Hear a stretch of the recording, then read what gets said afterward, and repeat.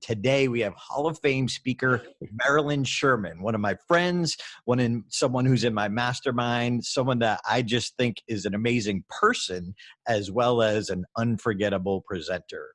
I got to tell you, Darren, if the word energy means anything to you, you have got to be in the presence of the Marilyn Sherman, CSP, CPAE, and all-around firebrand. Let's do this, brother. And if you get Aaron Gargan King and Marilyn Sherman in the same room, there's a thunderstorm. Anyone can give a presentation.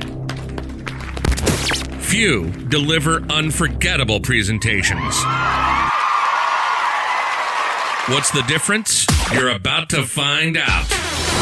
Welcome to the Unforgettable Presentations Podcasts with your hosts, world champion speakers and coaches Mark Brown. Your life tells a story, and there's someone out there who needs to hear it. And Darren LaCroix. Stage time, stage time, stage time. Ready for some powerful presentation ahas? Let's dive right in. All right. Welcome, Marilyn Sherman, Hall of Fame friend. What's your hashtag? You just held that up. Hashtag front row life. I don't know if it's coming in backwards where you can see it. Perfect. Front row life. Yeah. And then once in a while, I've had people come up on stage and tell me what their bucket list item is. And I say, one time I said, does anybody wish that they could be up here on this stage speaking like I'm speaking right now? And then this woman like, yes. So I brought her up on stage and I said, if you had an opportunity to address this audience, what would you say in 10 seconds? And she said like this, her theme of life. And I'm like, congratulations, you just had a front row moment. And so we all took pictures, they took pictures and then that was it. So I like to find creative ways to get people engaged in my keynotes. Now, Marilyn, I just saw a common theme here of the front row, and that we know is what you are all about. Give us an idea what it means to be in the front row and why that's so important to you. Well, the best way to describe what a front row is to talk about what a front row is not.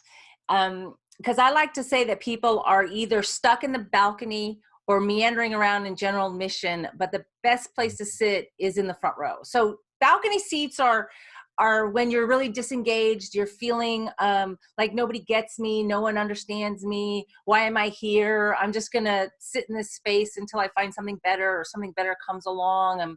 People can leave their balcony seat and come back and no one would even have noticed that they had left. I mean, it's really just a total misalignment with your purpose and your goals in life.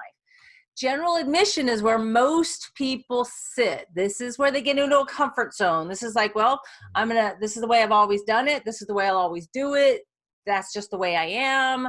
This is the expectation people have of me. I'm just going to fulfill that minimal expectation.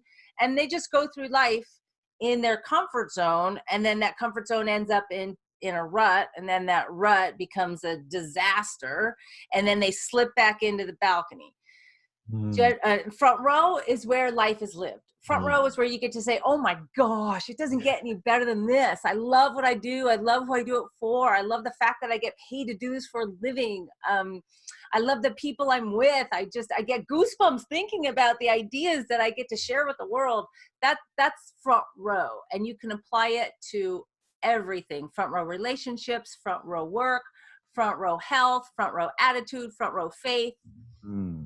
You know what, though, Marilyn, I love that, but it leads me to one question, which comes from me being on stage. And the weirdest thing for me is I have done several education events. I get these teachers in the room, and the weird thing is they want their kids to be engaged in the classroom. I go to a convention, I got teachers, and they're all kind of sitting in the back, and nobody wants to be in the front row. Right. It's weird, but then this thought comes to mind. Here's a question. But hey, Marilyn, I love front row seats, but they just cost so much and they're that much more expensive. What does that reason/excuse tell you about the front row life? Well, a couple of things, because you're saying a lot in there, Mark.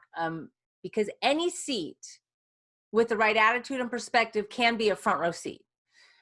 Like, imagine you do a keynote and it's on the other side of the country, and you're done early and you're able to get on an earlier flight, but the only flight that can get you home early to be with your family has one seat left, and it's in the middle, and it's in the back. But you get to see your family. You're like, yeah, baby, I can't wait. This is fantastic. I had a great keynote, and now I'm heading home. Hey, how you doing? How are you doing? Yeah. So it's the worst seat on the plane, but it's the best seat in the house for you. It's a front row seat because you get to go see your family. So it's all about shifting your perspective and shifting how you see where you're sitting. Now, you're talking literally like in a conference setting, right?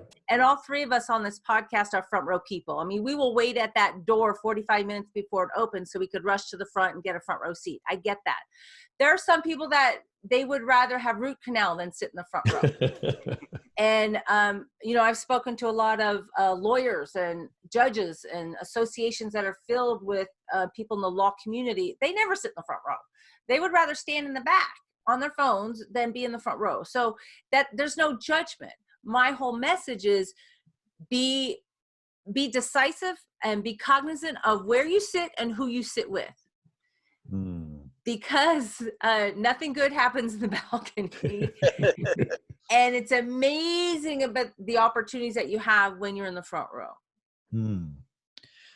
So Marilyn, you have front row energy, that's for sure. Amen to that. So Marilyn, just let's take us back to like the beginning. What brought you into becoming a speaker? Let's start with the beginning of your story. Why did you do this? Well, I have a kind of a unique career. You usually when you talk to motivational speakers or professional speakers, they've done something incredible in their life. And then their second phase of their life is to tell the world a story about what they did that was so incredible. And then that morphed into a professional speaking career.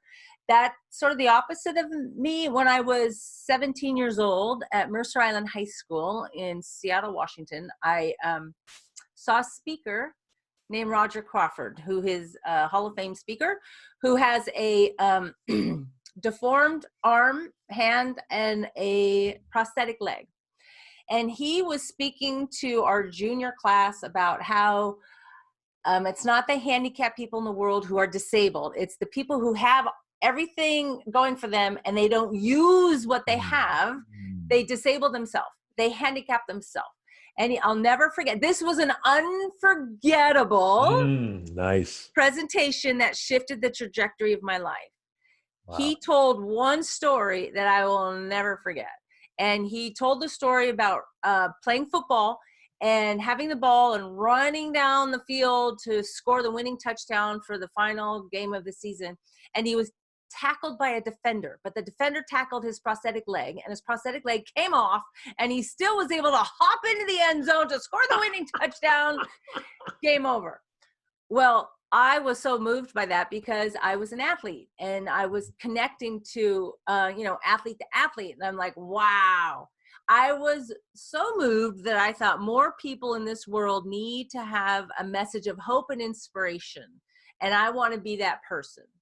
And I went to my mentor, my dad, who said, well, if you want to do that for your life, you need to have credibility first. So you need to get a job first in the corporate space so you can have credibility to speak to the corporate audiences and change their lives. And so I started to go to seminars outside of school. I started to sign up. Like I would have gone to Stage Time University, right? I was started to go to these events and sit in the front row and take notes. And a lot of times the speakers I would come up to them afterwards saying, oh my gosh, I want to be like you when I grow up. And they always complimented me on I loved your energy as an audience member because you were in it, you were engaged. So I appreciate that. So my energy and their energy just sort of started my path. And then something happened in high school where I was chosen to be a new pilot program to help kids in distress. And it was called Natural Helpers because we had a couple of suicides in my high school, and I lived in a very high pressured work or home environment where it was a high rent district. So a lot of the kids had high expectations I lived in the community where the Nordstroms lived and where Paul Allen lived. And so all the kids felt such expectation to succeed like their parents had succeeded. So there was a couple of suicides. So a health education firm came into my high school and did this program where everybody voted on the person they go to when they have a problem.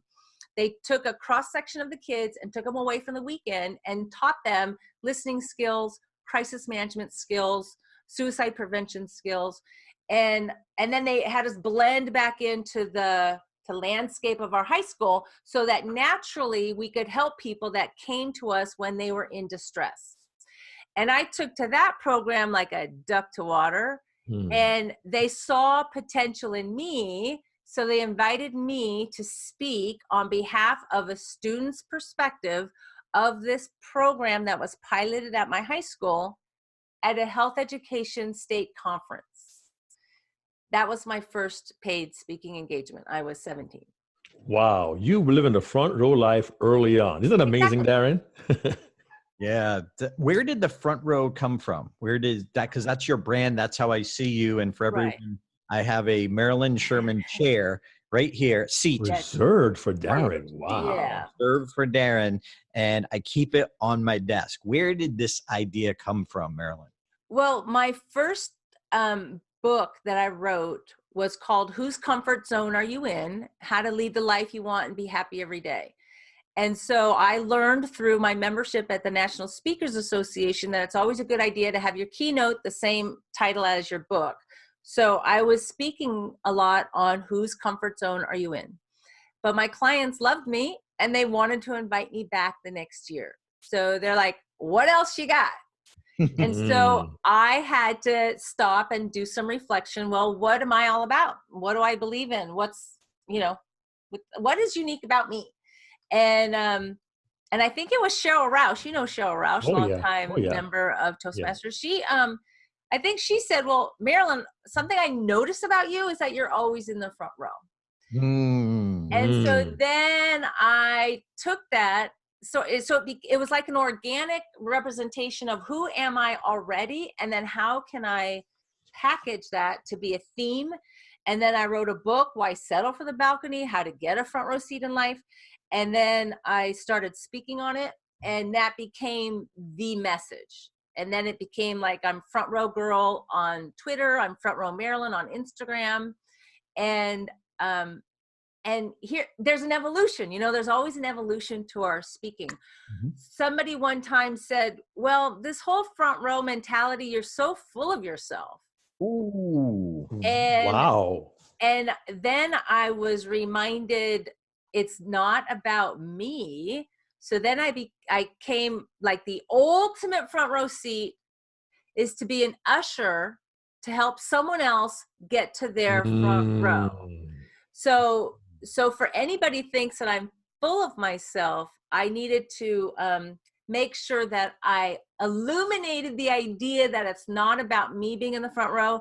It's about me saving a seat for someone else, or for me to illuminate that path for someone else to be in their front row. So now it's like I think it's a perfect keynote. Sorry, I should have warned you about the sound effect machine I have. I don't know what that means.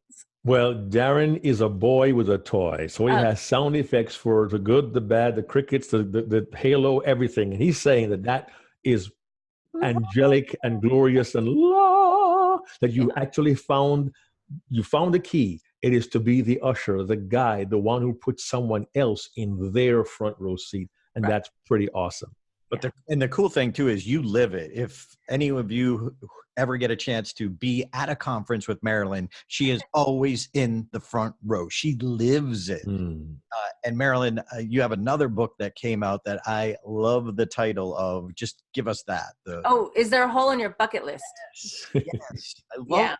Is there a hole in your bucket list? We always hear about bucket lists, but what's stopping us? Just brilliant. But see, Dan, don't forget now that if you're older, like I'm a lot older than 40, older than 50. So I grew up hearing, there's a hole in the bucket. Your bucket, dear Marilyn, Liza, dear Liza. Right, there's a hole in the bucket. Yeah, so that's a really cool pun. Right. And Darren didn't warn you, Marilyn. I tell the worst puns in the world, and I'm trying to be good today. I had not told a bad pun in at least 5 podcasts, so I'm going to try and hold it together today. But yeah, tell us about that hole in the bucket list title. Well, I too grew up on "Is There a Hole in Your Bucket, Dear Liza, Dear Henry," right? And Yes. so one day, it's just through my failures, my own issues. And you know how you have a goal to like get in shape, for example, and to lose a certain amount of weight, you know, and the year my dad died, a year later, I got on the scale, and it literally in 1 year, I gained like 35 pounds. And I said out loud, why do I keep doing this to myself? Why do I keep putting holes in my own bucket list? And then I thought, ooh, now that's a good title. That deserves a sound effect, Darren. He's going to find it. Yes. So I do have my buckets. I like when I do a book signing, I have my pens in my buckets, right? Mm. And then I patch those holes because we have holes in our buckets. I patch them with courage, compassion, and kindness. So I have these stickers to remind people that we all have holes in our buckets, things that we do to sabotage our own success. We all do. Fear, insecurity, comparison to others, negativity and doubt. Well, every one of those are self-imposed, and every one of those can be patched. And we start with compassion, to let go of, the guilt that we have that we're not where we thought we'd be in this part of our life by now. And, the courage to make things right. And then kindness to yourself and other people. Marilyn, I'm going to just yank the wheel for a second. Darren, hold your thought and come back to it. But I'm hearing you say all of this, and you said your message is really who you already are. And everything I've heard so far really reaches into us and helps us see our strengths, our weaknesses, our shortcomings. And with all this energy you have, you began speaking at 17, for goodness sake. And it would seem to us it has been a perfect ride for you. But if, as you say, your message comes from your experience, you mentioned compassion, kindness, failures, you have carried so much in your own life, but yet you seem so effervescent, so ebullient, so bright. How do you bridge the pains you've grown through to where you are today and have all this energy, this positivity, knowing you've had to deal with compassion, failure, loss? What brought you through all that to where you are now? Well, it was harder at the beginning because I had really thin skin. When people would write down on their evaluations, they didn't like my outfit. They thought I was full of myself, blah, blah, blah, blah. So I learned very early on that what we focus on, we get more of. So I would take all the evaluations, and I had a beautiful journal, and every positive, wonderful, amazing thing people would write, I would literally rewrite it. I call it a win list. And I rewrote all the positive things. And then if there was negative, I'm going to look at it and I'm going to say, ooh, that hurt. And is there some truth to it? And then I'm going to keep going on through these evaluations. Oh, here's another positive one. I would stop. I would literally rewrite it. So what I'm doing is I'm putting those grooves in my brain on focusing on the positive and attaching myself to the positive. And the positive things kept being repeated. Like I'm solid. I know that I'm pure of heart. I know that I'm compassionate for my audience. I know that I am not full of myself. So when I hear those things, I default to what I already know to be true because I've kept track of all those positive things. So now I don't need to write down those things. Now I just sort of, I just know at my core that I'm really good at what I do, and I'm really good at connecting to my audiences, and I'm really good at touching their hearts. And so that keeps me moving forward. Even if I lose a gig to somebody else, I recognize, you know what, wrong fit, wrong speaker for the wrong audience for me. So I can divest myself emotionally from that, and I can move on. Now, it's not always that easy. I mean, I do have my dark moments where I'm like, nobody likes me. I think I'm going to eat some worms. But oh, wow. Bringing back all of the nursery rhyme songs from the old days. Nobody loves me. Everybody hates me. I'm going to eat some worms. Yeah. You know what? Though you also brought to mind the old Sonny Mercer song. You got to accentuate the positive, eliminate the negative, latch on to the affirmative. Don't mess with Mr. In Between. I can't believe we've had all this singing in one podcast, Darren. But the power of that is you don't disregard a negative. No. You say, okay, I see that. How can I fix that? Right. But you accentuate the positive. It becomes that which you see first. And Darren's really big on using the RAS, the reticular activation system. That which you look for becomes magnified and you see it more often. That really helps us to think about how do we view our experiences. And the win list to me is a really good idea to keep our eyes focused on what we do well and continue to improve that to serve the people we work with. Darren? Yeah, I also want to point out something she said that was brilliant as well. We want to focus on the positive, but she also said on a negative piece of feedback, was there some truth to it? That takes confidence to ask yourself that maybe there is some truth to it that we could work on or improve. So I like that she doesn't just throw it all away. She's truly into growth. And that's one of the things I love about Marilyn. So Marilyn, on your journey, you're a Hall of Fame speaker now. On your journey, what were some of the, say, game changers of your presentation skills? Meaning we have corporate presenters, we have pastors, we have entrepreneurs who use presentations to build their business. What would you say are some of the biggest ahas you had along the way to be unforgettable? I've never given the same presentation twice. Wow. Same theme, but not same presentation. Always the same theme, because I'm always about personal accountability for success. Change your seat, change your life. Front row success. That's always been the theme. But I do my homework. I want to know who the association is. What's a day in the life like of one of the attendees in the audience? What are their biggest challenges? So one of the game changers is to know what their pain point is, because I do something really funny on stage. And when it comes to, what could possibly go wrong in your day? And if I know ahead of time, if they're a little slow in answering, I'll hear the audience, but then when I do my big moment, and like the punchline could be, and then you get audited. No. And the audience goes wild. Well, that particular audience, they have these unscheduled audits that are the worst for them to go through. So when I said that, they all died. They all fell out laughing. So a game changer is when I recognize it really isn't about me. It's about what can I do with my message to touch the lives of the people in that audience. And the best way for me to do that is to get to know my audience ahead of time. So I do some research, I do some interviews, I take notes, I show up early, I shake hands of everybody in the audience as they're walking in the room. If I can, as long as there's not 2,000 people in the room, but you know what I mean? I show up early and I connect with people so that by the time I get on stage, I'm already their friend. And that's important to me. And when you do your research, Marilyn, whether you're researching or interviewing, what is it that you are looking for? Like what question you ask, or I ask them, what do you love about your job? What's the biggest challenge of your job? And what is why do you what's your why in your job?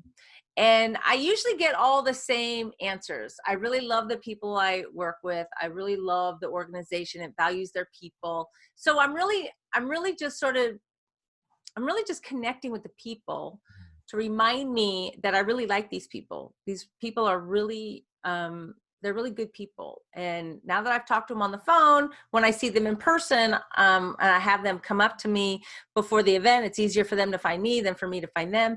Then it makes my job easier because I'm more relaxed. I'm not walking into a cold room. And then when I talk about their pains or what their frustrations are, I recognize no matter what their level is in the organization, everybody has the same frustrations.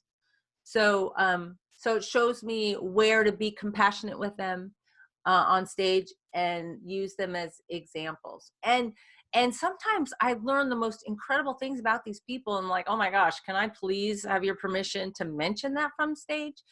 And so that ends up being pretty cool. And why do you ask them that permission? I don't want to embarrass them. Like one woman, her mother started the company. It was an entrepreneurial franchise business convention. And she started her business when she was literally 9 months pregnant because she wanted a job that she'd have flexibility raising her children. So I was interviewing the daughter who the mother was pregnant with. So she's a second generation owner of this franchise. And now they're a $20 million business. I'm like, wow, what a success story. Do you mind if I tell that from the stage? Nope, go right ahead. So I would hate to embarrass somebody if they're like, oh my God, please don't tell them my numbers, I don't want to be known for that.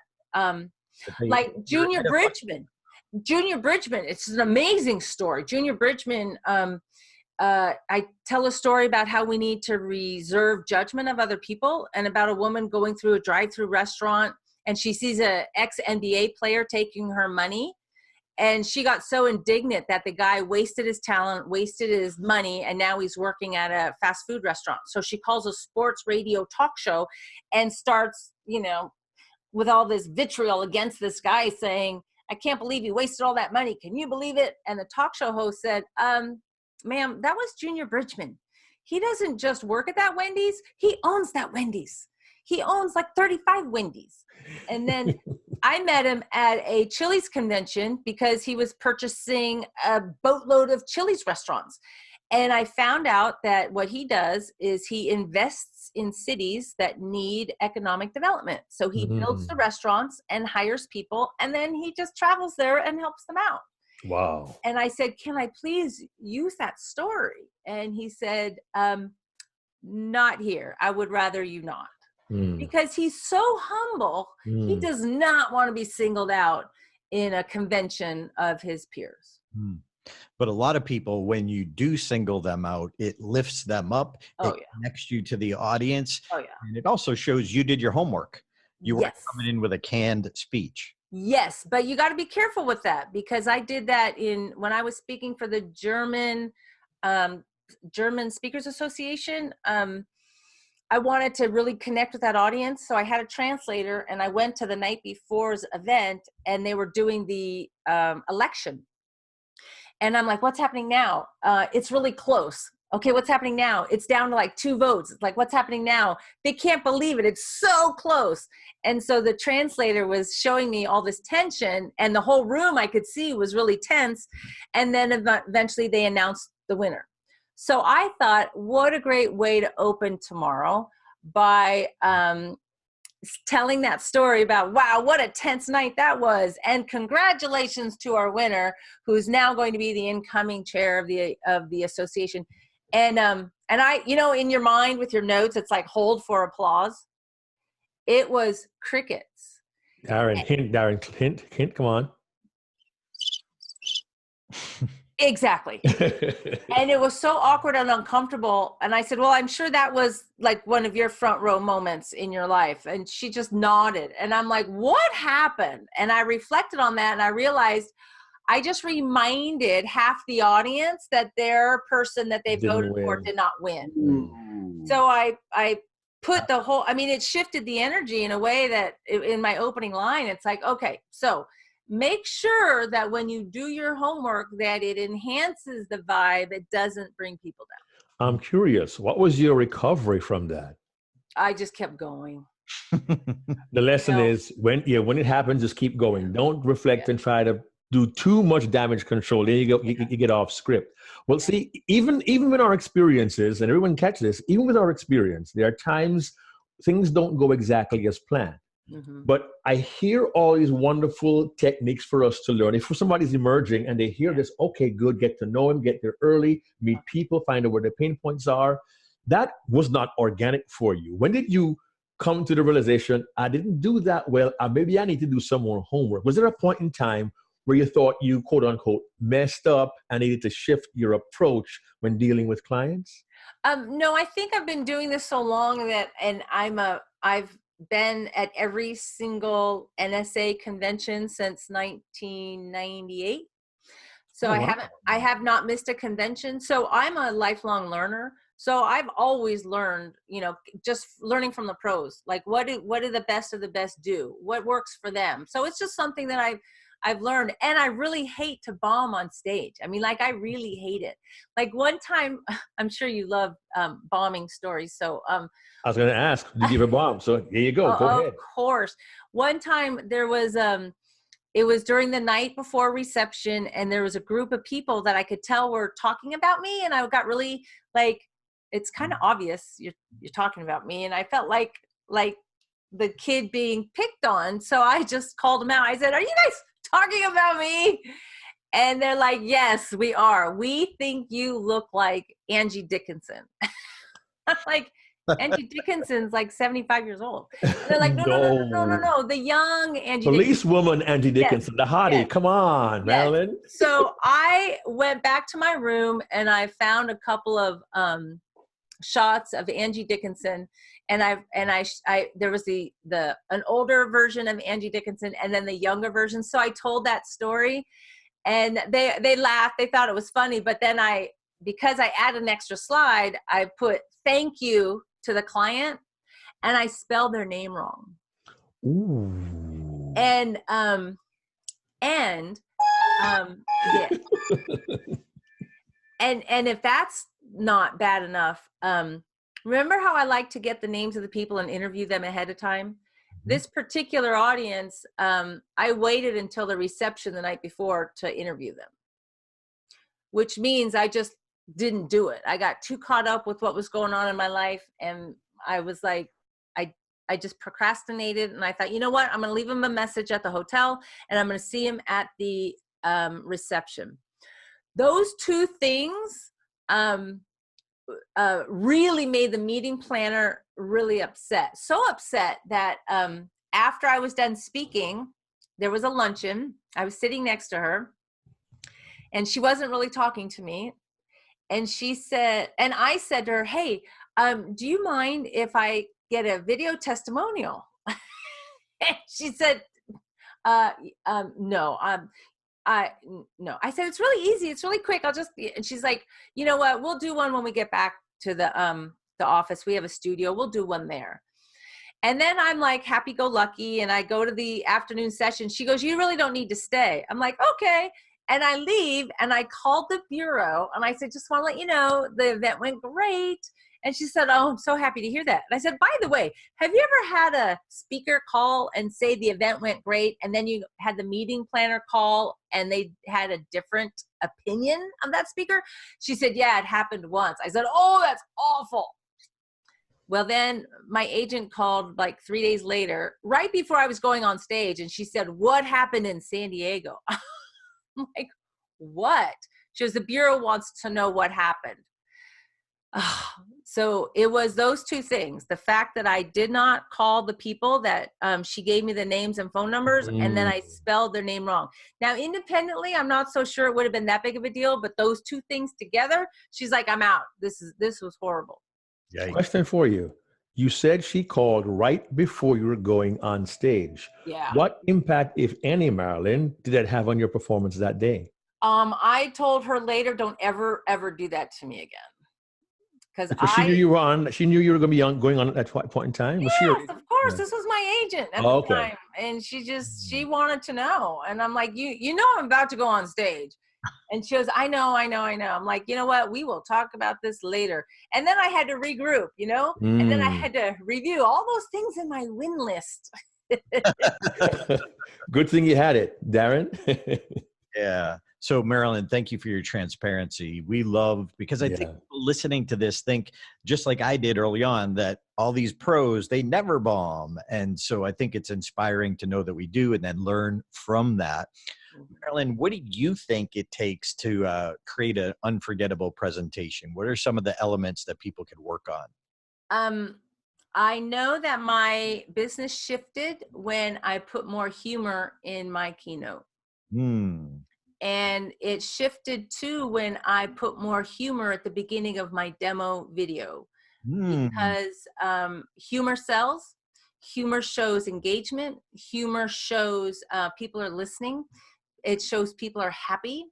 And even with my last video, that my new demo video, which is getting a ton of traction right now, my videographer and the producer, he had his own idea of what this video was going to look like. And the first really great laugh was like at the 3-minute mark. I said, I told you from the beginning, I'm going to give you a lot of leeway on this, but I need the humor up front. And I need it all up front. And he did not agree with me, so he didn't put it in front. And then I had to say, you know what? We're now on version number 3. I need the humor up front. And he said, well, I wish you would have told me that earlier. So the humor is up front, because that will engage people to then listen more to what the poignant points are and the moving points are. You've shown that diversity soon and early. Yes. And I know, Marilyn, when you speak, because I got to watch you and be in the audience just a couple months ago here in Vegas, you're just amazing and have such rapport with your audience. I know one of your strengths is your storytelling. And I know you choose some great stories and you tell them well. So any advice on how to choose a story, and then maybe how you go about refining it or making it better? Well, the cardinal rule is never use somebody else's story. And I made that mistake one time. I was using a story by Christine Cashin, and then it was such a great story, it ended up in my demo video. And then during an NSA convention, there was a bureau there that was showing demo videos, and she showed both mine and Christine's. And she came up to me afterwards and said, you know, Christine is telling one of your stories in her demo video. It doesn't look good. And I'm like, no, stop. That is not right. So, and Christine was upset, rightfully so, and said, you know, now I have to redo my entire demo. I said, no, absolutely not. I'm taking it out immediately, and I'm never using the story again. And then on a more and that was years ago. That was probably 20 years ago. And now recently, last year, I saw Scott Stratton do a keynote here in Las Vegas, and he tells an amazing story of Joshi. And I'm like, that is a big story in my keynote, and now I have to take that out. Because if he's saying it, and we end up doing the same conference eventually or the next year, I would look like a hack. So the cardinal rule is don't use anybody else's stories or anybody else's punchlines. You know, there was a line that Rosita Perez said that just had me laughing so much. I met her afterwards and I said, do you mind if I use that line? It's so good. Thinking, of course, I'm going to use the line. And she said, no, that's my line. Find your own line. And I never used that story. And even now that she's passed, I still have never used that story. And when she was sick, we had a beautiful dinner at Lou Heckler's house. And she said, you were so gracious. And I said, no, you were gracious. And she said, Marilyn, I'll give you all my stories. I said, no, those are your stories. And I'm going to take your advice, and I'm going to continue to find my own stories. You know, Marilyn, when I hear that, what I'm not hearing you say is, we all have our own stories, but we admire stories so much. We think it's a great story. And Darren always says, people, look, you don't need to have, climb through a ravine and cut your arm off to find great stories. We all have our own stories. But when you meet a storyteller who's really talented, it's easy to admire and almost have what Darren calls story envy, right? Yeah. But if you think about it, we all have our own experiences. I mean, just hearing you telling me that you gave your first paid speech at 17, I might be a little bit jealous of that, but to me, it's an amazing story. The problem is, though, maybe you'll agree with this, sometimes our stories are so close to us, we think it's no big deal. Whereas to the audience, they'd be like, wow, you gave your first speech when you were 17? Tell me more. And to you, it was your life. But to them, it's fantastic. So I tell people, one man's mundane is another man's magnificent. One person's mundane is another person's magnificent. So your mundane story, Marilyn, I think is magnificent. Wow. And Marilyn, I second everything he says.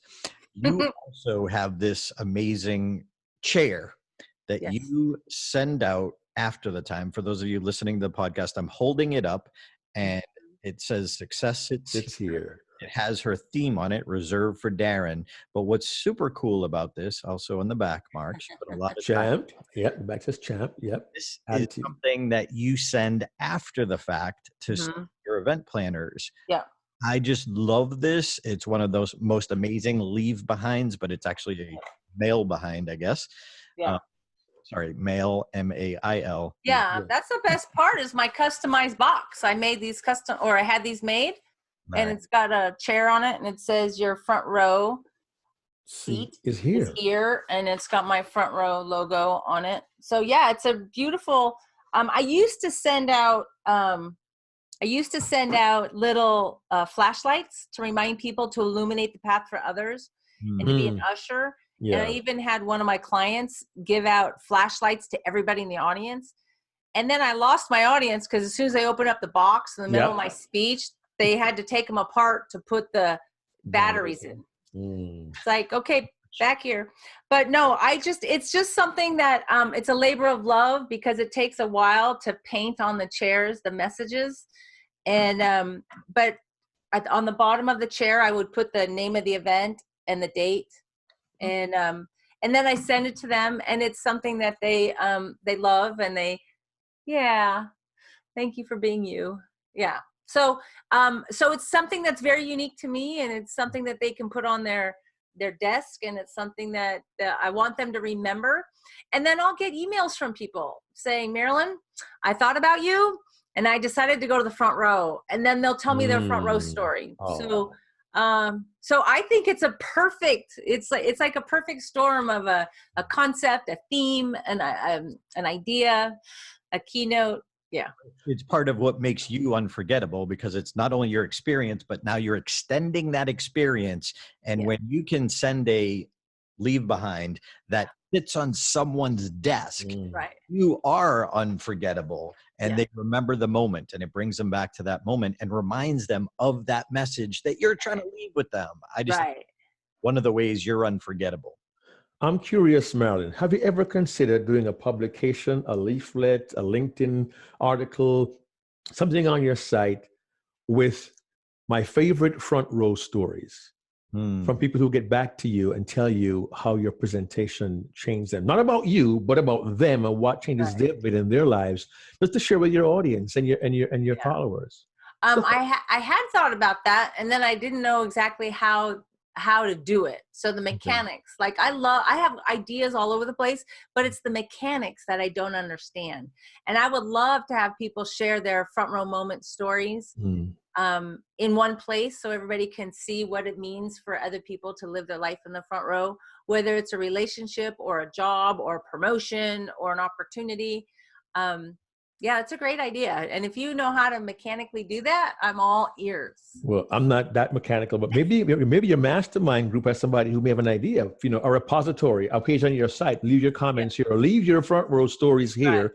And then you maybe do a publication once every so often. I don't know. An idea came to me, and I don't know how to do it either, but I thought, man, the world needs to hear these front row stories. Yeah. And Darren may have some clue for you. I'm not sure. I call them front row moments. Oh, there you go. Yeah. So I want people to, hashtag front row moments. What was their favorite front row moment?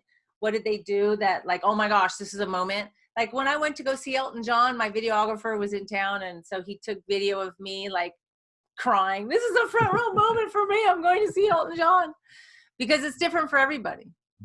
Well, maybe it could be on the gram on the IG. I don't know what IG. The gram is so kid-like, I guess, but maybe on Instagram you could just post a moment from somebody and boom, it's right there, and your followers say, oh, somebody, and then I'll share mine, and before you know it, you become the the clearinghouse for all these front row moments. Just an idea that came to mind. It's a great idea. And today's Front Row Friday, so today would be a good day to do that.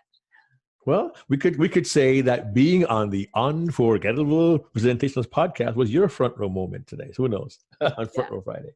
Well, you could also start a blog, or a blog category. Yeah. Then take your URL, marilynsherman.com/front row features. Front row features, yeah. Or front row moments. Oh, moments, yeah, sorry, moments. And then have it go directly to the blog, and then take the best ones and turn it into a book. But good idea. Yeah. Marilyn, you'll get the bill later, so never mind. No, just kidding, Marilyn. Go ahead, Darren. Mark takes notes throughout our podcast on the aha moments, or we call them keepers. So we're going to have Mark recap that in just a second. But first, if somebody wants to get in touch with you, know more about you, go see your demo video, consider having you in as a speaker, or get one of your books, where would you send them? MarilynSherman.com and frontrowsuccess.com. That goes to my website, MarilynSherman.com. So MarilynSherman.com, MarilynSherman, MarilynSherman.com, or frontrowsuccess.com. Yes. Wonderful. Yeah. Well, Darren, I think it's keeper time. Go ahead, Darren. First, Marilyn, so we have corporate presenters, entrepreneurs, and pastors who listen to this. What one last bit of advice would you give to them for them to make their presentations unforgettable?